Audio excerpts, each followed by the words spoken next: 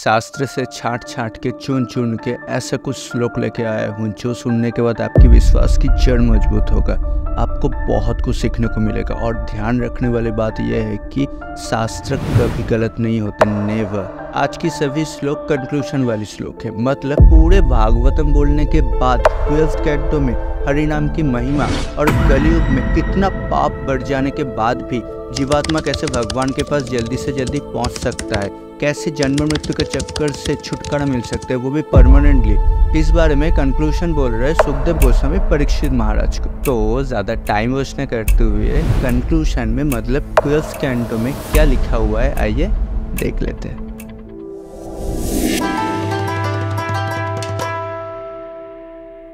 Hare Krishna. Shrimad Bhagavatam 12th canto 3rd chapter 51 and 52 श्लोक easily समझने के लिए 52 नंबर श्लोक से डिस्कशन स्टार्ट कर रहा हूँ। कृतया ध्यायत विष्णु तृतीयांग यजतो मुखे द्वापरे परिचार्यायां कलो तत् हरिकीर्तनाद। तो क्या बोल रहे इस श्लोक में? कृतया ध्यायत विष्णु, कृत्य मतलब सत्य युग में अगर कोई भगवान की प्राप्ति करना चाहता है तो सत्य युग में युगधम क्या था? Meditation in isolation. लाखों हजारों साल तपस्या करना पड़ेगा जो कि आज के ज़माने में इम्पॉसिबल है। 100 साल तो लोगों की ज़िंदगी नहीं होती है। आगे तृतीयाम यजतो मुखे, तृतीय युग में युगधम फिर चेंज हो गया। उस युग में भगवान प्राप्ति के लिए यज्ञ हवन करना पड़ता था जो कि आज के ज़माने में एक इम्पॉसिबल है। अच्छा, क्यों पॉसिबल नहीं है? क्या क्या डिफिकल्टीज आता है? नंबर 1, मंत्र की प्रॉपर नॉलेज नहीं है, मंत्र उच्चारण गलत होता है, बहुत सारे पुथी खो चुका है। नंबर 2, यज्ञ हवन में जो कुछ भी इंग्रेडिएंट यूज़ होते हैं वो सबकी क्वालिटी बहुत गिर चुका है, जैसे घी तेल आजकल के ज़माने में प्योर नहीं मिलता है। मैं तो ये भी सुना हूँ दुकानदार को जाके बोल रहा है कि हवन के लिए सस्ती वाली घी देना। Anyway jokes apart. देन द्वापरे परिचार्यायाम, द्वापर युग में युगधम फिर चेंज हो गया। इस युग में भगवान प्राप्ति के लिए भगवान के बड़े बड़े मंदिर बना के भगवान की शिव विग्रह की पूजा करना होता है, वो भी धूमधाम से। साउथ इंडियन टेम्पल्स तो सबसे बड़ा एग्जाम्पल है। बट कलयुग में one pointed focused meditation possible ही नहीं है, वो भी लाखों हजारों साल। और कलयुग में क्लीननेस फिजिकल प्योरिटी कहाँ है?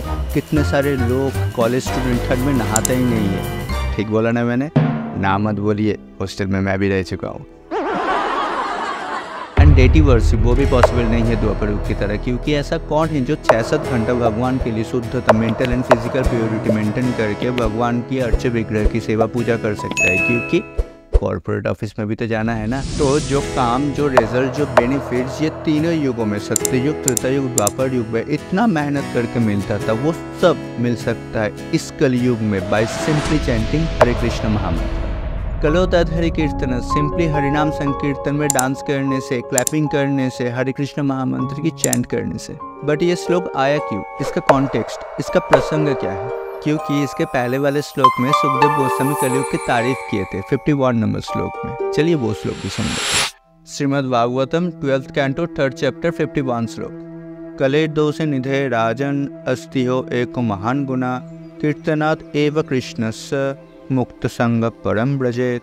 सुखदेव गोस्वामी बोल रहे हैं कि ओ महाराज परीक्षित, कलयुग दोषों का सागर है। कलयुग is the ocean of fault, but कलयुग हैज अ ग्रेट क्वालिटी। कलयुग का एक बहुत अच्छा गुण है, कीर्तनाद एव कृष्णस्य मुक्त संग परम ब्रजेत। आगे का 3 युग में जो भगवान प्राप्ति के लिए लाखों हजारों साल तपस्या मेडिटेशन करना पड़ता था, प्योर इंग्रेडिएंट के साथ यज्ञ हवन करना पड़ता था, अपना शुद्धता मेंटेन करके भगवान की शिव विग्रह की अर्च विग्रह की पूजा करना पड़ता था, वो सारे बेनिफिट्स मिल सकता है बाय सिंपली चैंटिंग हरे कृष्ण महामंत्र, हरिनाम के उच्चारण से बस। और तो और कंक्लूजन में सुखदेव गोस्वामी क्या बोल रहे हैं वो भी सुन लीजिए। ये है द लास्ट इंपॉर्टेंट श्लोक of Shrimad Bhagavatam. Shrimad Bhagavatam 12th canto 13 chapter 23 श्लोक। नाम संकीर्तनम यस्य सर्व पाप प्रणाशनम प्रणाम दुख समनम तम नमामि हरिम प्रणम। सर्व पाप प्रणाशनम, सारे पाप नष्ट हो जाएंगे। कैसे? नाम संकीर्तनम यस्य, हरिनाम संकीर्तन की महायज्ञ से। तम नमामि हरिम प्रणाम, उस हरि को, उस हरिनाम को मैं प्रणाम करता हूँ। उसके बाद भी अगर दुख आए तो भगवान श्री कृष्ण उसको झेलने की, उसको इजीली ओवरकम करने की बुद्धि और ताकत दोनों देते। इवन गौर निताई जब कलयुग में आए तब महाप्रभु खुद बोले, हरे नाम एव केवलम कलो नास्ते वो गतिरन्न था। महाप्रभु जो कि खुद भगवान है, उन्होंने 3 बार हरे नामो बोले हैं और 3 बार नास्ते पे बोले हैं। इसके पीछे का रीज़न क्या है? अगर 1 बार बोलते तो मे बी हम लोग स्किप कर जाते, अगर 2 बार बोलते मे बी हाँ कंसिडर करते, हाँ ठीक है बाद में देखा जाएगा, बट 3 बार बोले हैं, दैट मीन्स ये समथिंग वेरी इंपॉर्टेंट है, मतलब सामने वाला कन्विंस हो जाए। इसीलिए महाप्रभु इस पॉइंट के ऊपर ज़्यादा जोर लगाते हुए बोल रहे हैं हरे नामो एव केवलम, हरिनाम ही है, हरिनाम ही है, हरिनाम ही है। कलो नास्ते वो गतिरन्न था, और कोई ऑप्शन नहीं है, कोई ऑप्शन नहीं है। गतिरन्न था मतलब और कोई गति नहीं है कलयुग में हरिनाम के बिना। ये कंफर्म कर रहे हैं स्वयं महाप्रभु।